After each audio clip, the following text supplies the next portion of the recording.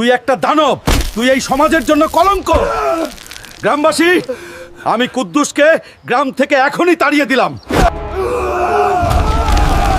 ভাইরা, আমাকে আর দয়া করে মেরো না তোমরা, আমি এখনই চলে যাব।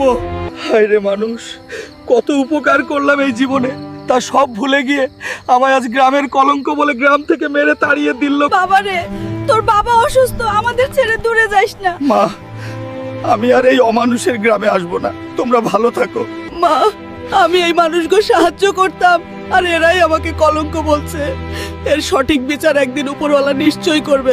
আজ যেই অপমানের কারণে আমার অসুস্থ বাবা আর মায়ের রাইখা আসলাম, তার প্রতিশোধ আমি নিয়ে ছাড়াবো বদমাইশ জমিদার।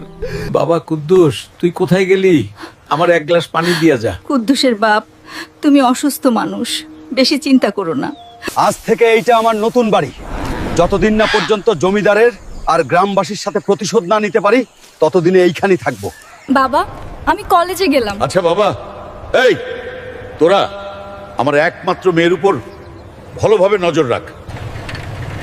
এত সুন্দর হরিণ আমাদের জঙ্গলে। আমি আগামীকাল বাবার অনুমতি নিয়ে হরিণ ধরতে আসব। তোরা কে কোথায় আছিস? শীঘ্রই জমিদার মশাইকে খবর দেখা না। জমিদার মশাই, জঙ্গল থেকে দানব হাতি এসে গ্রাম ধ্বংস করে ফেলছে, সবাই বিপদে। কি বলিস কাশেম? এই, তোরা সবাই গ্রামে নাম। না কুদ্দুসের বাপ,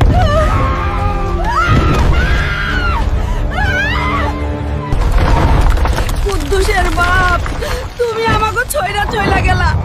আমি এখন কুদ্দুসের কি জবাব দিমু? কুদ্দুস ভাই, তোমার গ্রামে একটা বড় হাতি আক্রমণ করেছে, তুমি শীঘ্রই যাও। হাতি ভালো, ও কিছু করবে না, নিশ্চয়ই ওর বাচ্চা খুঁজে পায় না। তোমরা চিন্তা করো না, তোমরা শীঘ্রই এই হাতিকে বধ করার চেষ্টা করো।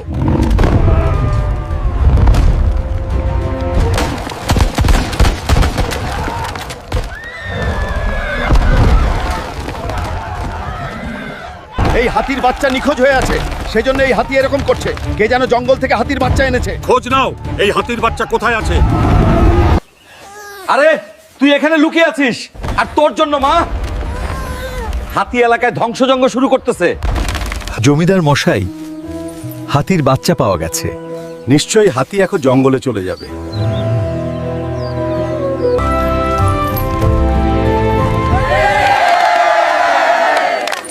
এইবার রেহাই পেলাম।